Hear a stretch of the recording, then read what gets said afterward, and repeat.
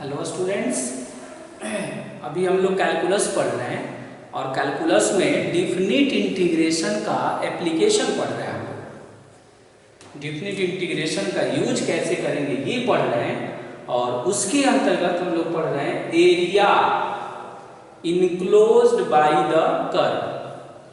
Area enclosed bye the curve पढ़ रहे हैं। उसी के रिगार्डिंग हमने दो वेरी सिंपल क्वेश्चन को सिलेक्ट किया है। पहले इसे हम लोग डिस्कस करेंगे। क्या पढ़ रहे हैं हम लोग? कैलकुलस पढ़ रहे हैं, मैथमेटिक्स का ब्रांच कैलकुलस पढ़ रहे हैं। कैलकुलस में डिफिनिट इंटीग्रेशन का एप्लीकेशन पढ़ रहे हैं हम लोग, या यूं कहिए कि एप्लीकेशन ऑफ इंटीग्रेशन पढ़ रहे हैं। और उसमें हम लोग area enclosed by the curves पढ़ रहे हैं। Find the area, find the area of the region bounded by the curve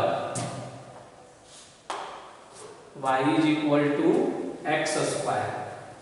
फिर है यहाँ पर x एक्सिस, फिर है एंड द लाइंस, और दो लाइन है यहाँ पर x is equal to 1 और एक है x is equal to 3 है।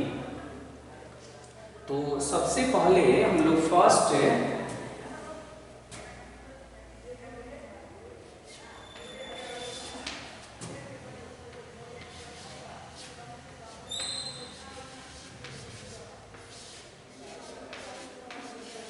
गिवन कर्व कितना है, y is equal to x square. कितना है? y is equal to x square लिखो। Find the area of the region bounded by the curve, और कर्व कितना है? y is equal to x square. और y is equal to x square जो देख रहे हैं ना, ये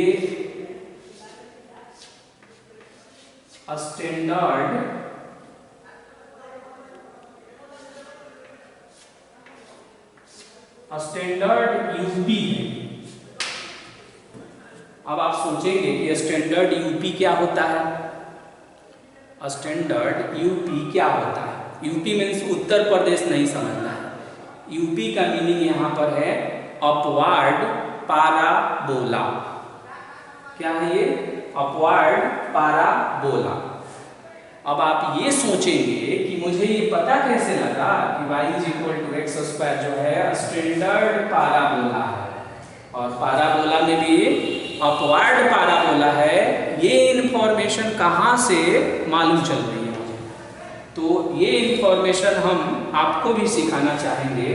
तो आपको ये क्वेश्चन का पार्ट नहीं है, बट हम लोग इसे पहले सीखेंगे कि कैसे हम जानते हैं कि वो अपवार्ड पाराबोला है। क्योंकि जब तक वो हम जानेंगे नहीं, हम ऐसे क्वेश्चनों को कभी भी सॉल्व नहीं कर पाएंगे, कभी भी इसका सॉल्यूशन नहीं प्राप्त कर पाएंगे। तो सबसे जो इम्पोर्टेंट है इस चैप्टर में वो है कि कर्व का ट्रेसिंग कैसे करेंगे, यानी कर्व कैसे बनाएंगे, ये सीखना है मुझे। तो देखिए यहाँ पर रिमार्क जो यहाँ पर हम बना रहे हैं, तो रिमार्क में 4 सिचुएशन की हम बात करेंगे। रिमार्क में हम लोग 4 सिचुएशन का एक कोड जो है हम बात करेंगे 21,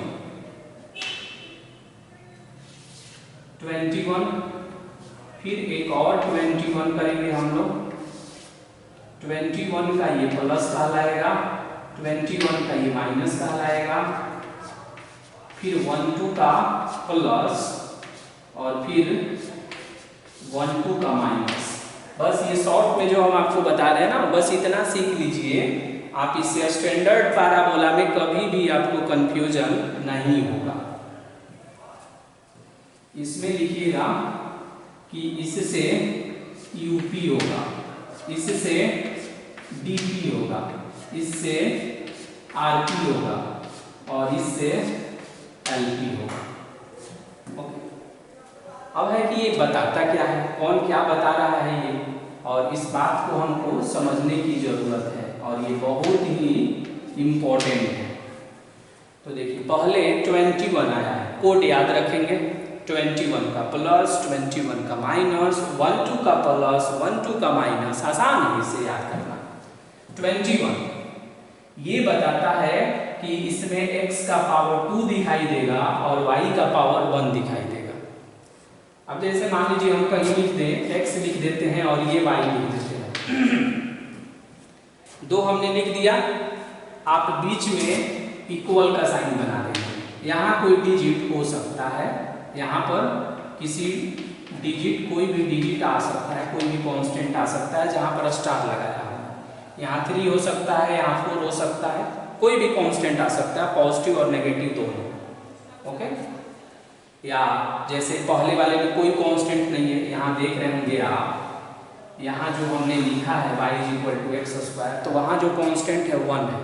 क्या है वहाँ पर? क्योंकि x² के पहले भी 1 है और y के पहले भी क्या है? 1 है। तो देखिए कोड है 21, इसका मतलब ये हुआ कि x का पावर रहेगा 2 और y का पावर रहेगा 1। पहला बताएगा x का पावर और दूसरा बताएगा y का पावर। तो x का पावर 2 और y का पावर 1। तो देखिए हो गया, x का पावर 2 और y का पावर 1 रहेगा। तो ये हम समझ जाएं, देखिए यहाँ 2 है, यहाँ 1 है। तो देखिए इसको देखिए और इसको देखिए, दोनों एक ही चीज है। अब हो सकता है कि यहाँ 3 भी रहे, तो उससे आपको कंफ्यूज नहीं होना है। 3 रहे, यहाँ 4 रहे, उससे कोई लेना देना नहीं है। आपको बस ये सोचना है कि x का पावर 2 और y का पावर 1 रहेगा तो अपवर्ड पैराबोला बनेगा। फिर एक और बात यहाँ लिखा हुआ है कि 21 का प्लस, प्लस का मतलब ये हुआ कि दोनों पॉजिटिव में रहना चाहिए। ये अभी स्टैंडर्ड के लिए बात कर रहे हैं। स्टैंडर्ड का मीनिंग क्या है आगे हम बताएंगे। दोनों प्लस में होना चाहिए। कहिएगा दोनों माइनस में भी तो हो सकता है ना, तो दोनों माइनस में जब होगा तो फिर माइनस से माइनस कैंसिल हो जाएगा ना, तो फिर तो प्लस का ही सिचुएशन आ जाएगा।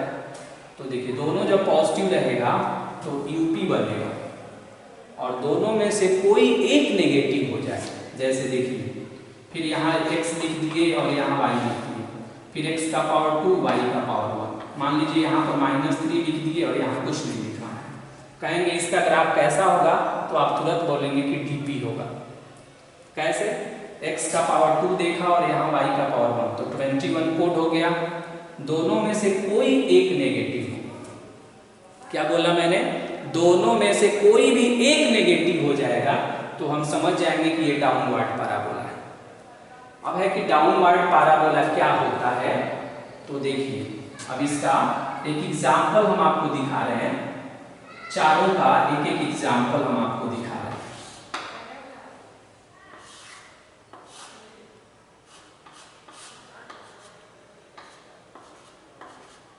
देखिए ये अपवर्ड पैराबोला है।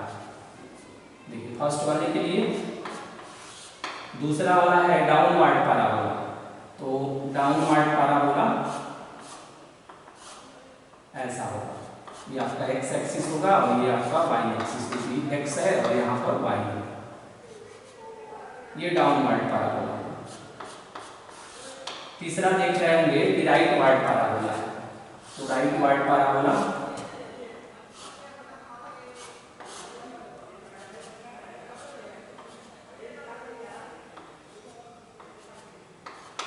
राइटवर्ड पैराबोला ऐसा होगा। फिर एक और है इसमें, वो है लेफ्टवर्ड पैराबोला। तो वो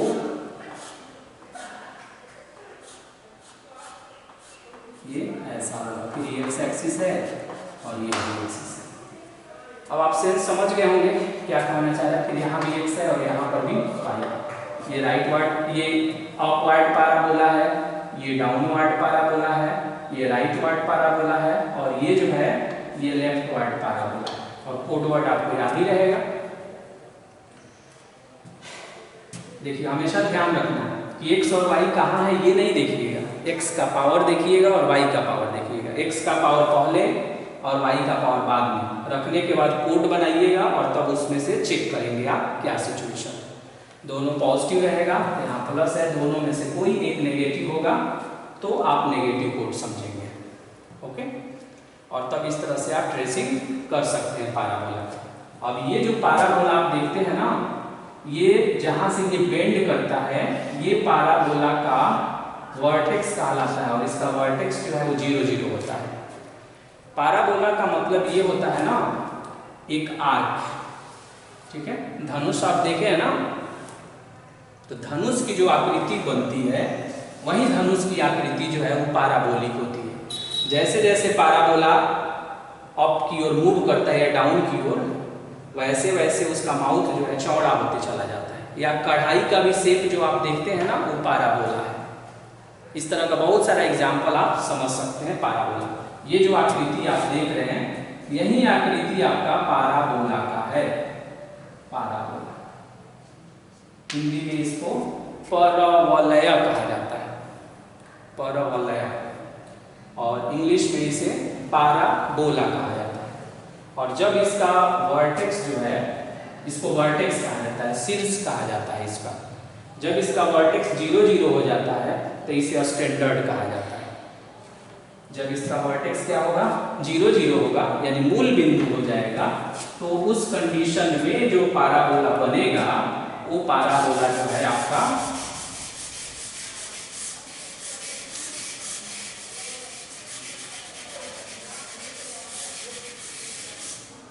वो पाराबोला कहलाएगा स्टैंडर्ड पाराबोला। तो ये जो अभी हम लोग पढ़ रहे हैं ये स्टैंडर्ड पाराबोला है। और बहुत सारा पाराबोला ऐसा भी होता है जो स्टैंडर्ड नहीं होता है, तो इसमें और भी बारीकी से हमको सोचना पड़ेगा, वो हम लोग दूसरे क्वेश्चन में डिस्कस करेंगे।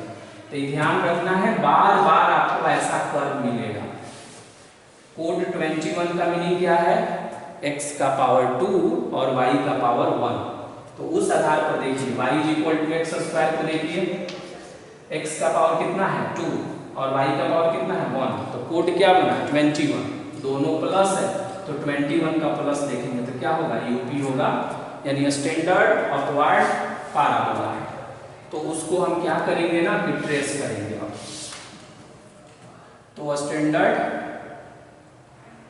और यूपी है, यानी अपवर्ड पाराबोला है, तो एक हम रफली उसे ट्रेस कर देंगे। हो गया ये ट्रेसिंग। इसको क्या बोलेंगे हम कि स्टैंडर्ड यूपी है, स्टैंडर्ड पाराबोला है। और इसका ग्राफ कितना है, इसका ये ग्राफ हमने बनाया और इसका इक्वेशन कितना है, y = x²। हो गया। कह रहा है कि x एक्सिस पार्टिसिपेट करेगा इसमें, लाइन है, दो लाइन है, एक x = 1 और x = 3। तो हमने ऐसा एज्यूम कर लिया कि 1 यहाँ है, 1 यहाँ है, और यहाँ पर हमने एज्यूम कर लिया, यहाँ पर हम एज्यूम कर ले रहे हैं कि ये 3 है। ऐसे ही रैंडम है, यहाँ पर क्या है 1 है और यहाँ पर कितना है 3, ऐसे ही रैंडमली हमने एज्यूम कर लिया इसमें। तो क्या लिखा होगा x = 1। तो जब ये देखेंगे ना आप, यहाँ से दूसरी इंफॉर्मेशन जो मेरे क्वेश्चन का पार्ट है, देखिए 2 लाइन दिया हुआ है, लाइन, और 2 लाइन कितना है, एक है x = 1 और एक कितना है x = 3। तो इसमें क्या नहीं है, तो इसमें देख रहे होंगे ना कि इसमें y नहीं है, इसमें क्या नहीं है, इसमें भी y नहीं है, इसमें भी y नहीं है। तो इसका ग्राफ जो होगा ना, ये पैरेलल टू y एक्सिस होगा, यानी जब इसका ग्राफ हम बनाएंगे तो y अक्ष के समानांतर बनेगा। अब है कि बनेगा तो कहां से बनेगा, तो एक 1 देखिए यहाँ पर है, तो 1 को देखते हुए एक लाइन खींच देना है आपको, 1 को देखते हुए एक लाइन खींचना है। देखिए हो गया, ये किसका ग्राफ है, x = 1 का, और एक 3 को देखते हुए एक लाइन खींच देना है। ओके, आप इसको थोड़ा और अच्छे से बना लेंगे, इस पाराबोला को थोड़ा और ऐसे प्रोसीड कर देते हैं हम, और इसको यहाँ पर। ओके, ये किसका है, x = 3 का, और ये दोनों ही लाइन जो है ये किसके पैरेलल है, वाई अक्ष के पैरेलल है। कैसे मालूम चल रहा है? तो देखिए फिर से, एक है x इज इक्वल टू 1 और एक है x इज इक्वल टू 3। तो जैसे ही देखिएगा ना कि किसी इक्वेशन में जब y नहीं रहेगा और वो लीनियर होगा, लीनियर का मीनिंग कि पावर 1 होगा, x का पावर 1 और y का पावर 1, तो लीनियर कहा जाता है। तो जब उसमें y नहीं रहेगा ना तो उसका ग्राफ y अक्ष के समानांतर बनेगा। तो हमने दो बना दिया, एक 1 से पास करते हुए ये बताएगा कि एक 1 से पास करते हुए जाएगा और एक 3 से पास करते हुए जाएगा। तो दो पिलर बन गया, एक पिलर ये हुआ और एक पिलर ये हुआ। अब कह रहा है कि x एक्सिस को ले लीजिए, x एक्सिस ये हो गया, दो पिलर हो गया, यहाँ पर एक पॉइंट डाल दिए, यहाँ पर एक पॉइंट डाल दिए, यहाँ पर एक पॉइंट और एक पॉइंट यहाँ पर। इससे जो घिरा हुआ क्षेत्र है, इससे जो घिरा हुआ क्षेत्र है उसको देखिए हम शेड कर रहे हैं। इससे जो घिरा हुआ क्षेत्र है उसे हम शेडिंग कर रहे हैं।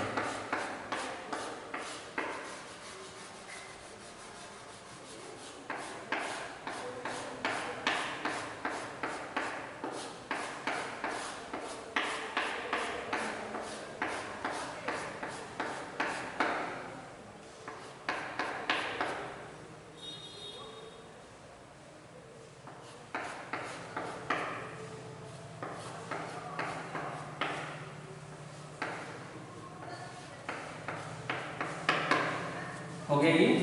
अब इसी का कह रहा है कि क्षेत्रफल निकालना है। अच्छा, अब ये क्षेत्र देखिए, इसमें कौन कौन पार्टिसिपेट कर रहा है। तो ये जो पोर्शन आप देख रहे हैं, ये वाला पोर्शन, ये किसका है? ये पोर्शन है पाराबोला का। ये दो पिलर है, ये और एक ये, और ये पोर्शन किसका है? एक्स एक्सिस का। इसी से घिरे हुए क्षेत्र का क्षेत्रफल निकालना है। अब इसका नेमिंग हम कर देते हैं। इसका नाम हमने लिख दिया ए, इसका नाम रख दिया बी, इसका नाम रख दिया हमने सी और इसका नाम रख दिया हमने डी। तो मुझे ए बी सी डी का एरिया निकालना है। मुझे किसका एरिया निकालना है? We have to find the area of A B C D, और जहां से स्टार्ट करिएगा वहीं पर ही करिएगा, ऐसे सबसे बेस्ट होता है। इससे क्लियर इंफॉर्मेशन मिलती है। तो क्या बोला था मैंने कि जो दो पिलर होगा, प्रीवियस लेक्चर वीडियो में आपने देखा होगा कि ये जो दो पिलर है, दो पिलर, एक पिलर है बी ए और एक पिलर है सी डी, जिसे हम ऑर्डिनेट कहते हैं। पिलर का फुट देखिएगा, तो पिलर का फुट कितना है? ए। तो आप बताएंगे मुझे कि ए का कोऑर्डिनेट कितना होगा? ए का कोऑर्डिनेट 10 होगा क्या? डी का कोऑर्डिनेट बताइए, 30 होगा क्या? तो यही ए का जो कोऑर्डिनेट होगा, अब इसका एरिया का फॉर्मूला हम लोग क्या पढ़े थे? वाई डी एक्स पढ़ते थे। ए से बी, ए का काम कौन कर रहा है? 1, और बी का काम कौन करेगा? 3। अब है कि वाई कहाँ से लाएंगे हम? तो 1 2 3, और कर्व में देखिए, यहाँ कर्व जो दिया हुआ है, यहाँ से वाई का वैल्यू कितना है? तो वाई का वैल्यू है x², तो x² dx। अब हम क्या करेंगे कि अब हम इसे इंटीग्रेट करेंगे। तो बहुत ही सिंपल इंटीग्रेशन है। आप बताइए कितना होगा x² का इंटीग्रेशन? x⁻³ और y में 3, और ये हो जाएगा आपका 1 से 3, 1/3 कांस्टेंट है बाहर, x के जगह पर 3 और फिर x के जगह पर 1, तो ये आएगा 1/3, 27 - 1, तब ये आएगा 26/3, और ये हो जाएगा आपका स्क्वायर यूनिट। क्योंकि क्षेत्रफल निकालते हैं तो लास्ट में हम इसमें वर्ग इकाई लिख देंगे। हो गया, ये क्वेश्चन कंप्लीट हो गया। तो आप देखिए क्वेश्चन, बस क्वेश्चन का थीम यहाँ से लेकर और यहाँ तक है। कितना आसान है, लेकिन आसान कब है? जब आपको मालूम है कि ये पाराबोला ऐसे बनेगा, ये दोनों लाइन ऐसे बनेगा, तब आपने ये डिसाइड किया। तो सबसे जो इम्पोर्टेंट होता है area enclosed bye the curve में, वो ये होता है कि कर्व का ट्रेसिंग हम कैसे करेंगे। कर्व का ट्रेसिंग हम कैसे करेंगे ये सबसे इंपॉर्टेंट होता है। ओके, तो बस कर्व का ट्रेसिंग आपने सीख लिया तो समझ जाइए कि इस चैप्टर को भी आपने सीख लिया। अब आप सेकंड वाले क्वेश्चन को देखिए। सेकंड वाले क्वेश्चन को आप देखिए, यहाँ पर y square is equal to 4x लिखा हुआ है। सब वैसे ही लैंग्वेज लिखिएगा, जहां पर आएगा y is equal to x square उसके जगह पर क्या लिख देंगे y square is equal to 4x। बाकी फिर सेम टू सेम अलाइन यहाँ देखिए x इज इक्वल टू 1 और x इज इक्वल टू 4 है। तो आप बताइए कि y square is equal to 4x है, इसमें कोड क्या बनेगा, पहले कोड बताइए मुझे। तो x का पावर 1, y का पावर 2, तो देखिए 1 2 हो गया, दोनों पॉजिटिव है तो यहाँ प्लस लिख लीजिए। अब 1 2 का प्लस, 1 2 का प्लस देख लीजिए क्या है, तो 1 2 का प्लस है राइट वार्ड पैराबोला। यानी इसको जब हम ट्रेस करेंगे तो इससे हम बनाएंगे राइट वार्ड पैराबोला। तो देखिए राइट वार्ड पैराबोला हमने बना दिया, ये एक्स एक्सिस हो गया और ये वाई एक्सिस हो गया। अब क्या कह रहा है, कह रहा है कि x इज इक्वल टू 1, तो x इज इक्वल टू 1 देख लीजिए, तो यहाँ पर कहीं मेंशन कर दीजिए कि 1 है और यहाँ पर कहीं मेंशन कर दीजिए कि 4 है। तो x इज इक्वल टू 1 और x इज इक्वल टू 4 से y अक्ष के समानांतर दो लाइन खींच लीजिए, x is equal to 1, x is equal to 4। अब ये जो पोर्शन हो गया आपका, ये जो पोर्शन आप देख रहे हैं,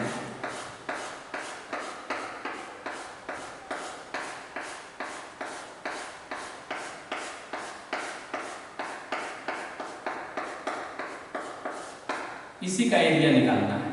एक्चुअल में एरिया मुझे यहाँ तक निकालना है, तो अगर टॉप वाले का एरिया निकाल लें और 2 से मल्टीप्लाई कर दें तो पूरा एरिया निकल जाएगा ना।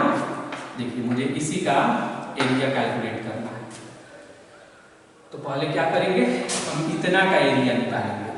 इतना जो टॉप में पड़ रहा है पोर्शन, ये जो देख रहे हैं ना ये वाला पोर्शन, पहले इसका एरिया निकालेंगे। तो बताइए इसका एरिया निकालने का, हम यहाँ लिख दे रहे हैं आगे, मतलब रिक्वायर्ड एरिया किसका, शेडेड पोर्शन का। तो 2 लिख देंगे इनटू इंटीग्रेशन। बताइए पहला पिलर जो है कहाँ से है, 1, दूसरा पिलर 4, तो 1 से 4 हो गया।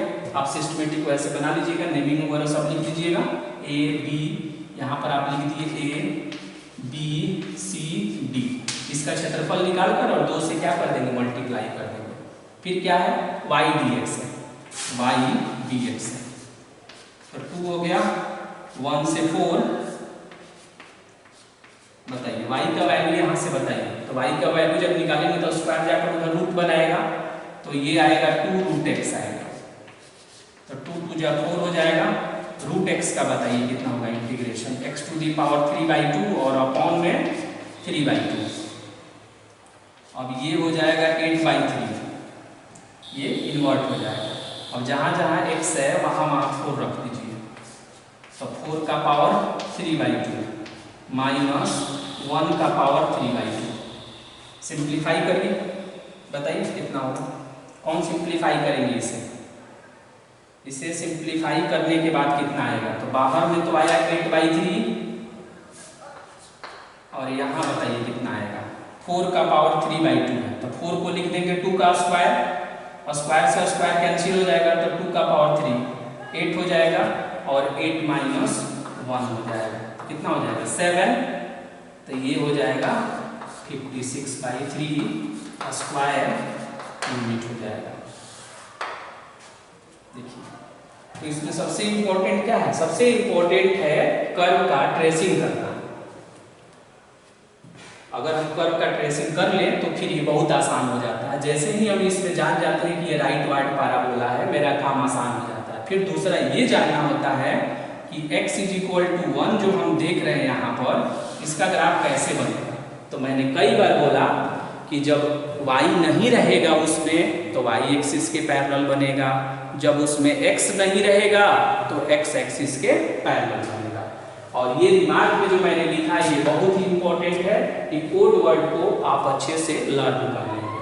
और ये कोड वर्ड किसके लिए मैंने सिखाया है, स्टैंडर्ड पैराबोला। ये जो आकृति बनती है ये पाराबोला की आकृति होती है। और स्टैंडर्ड का मतलब क्या होता है? वैसा पाराबोला जिसका वर्टेक्स ऑरिजिन पर होता है, यानी कि मूल बिंदु पर होता है, उसे हम बोलते हैं स्टैंडर्ड पाराबोला। ओके।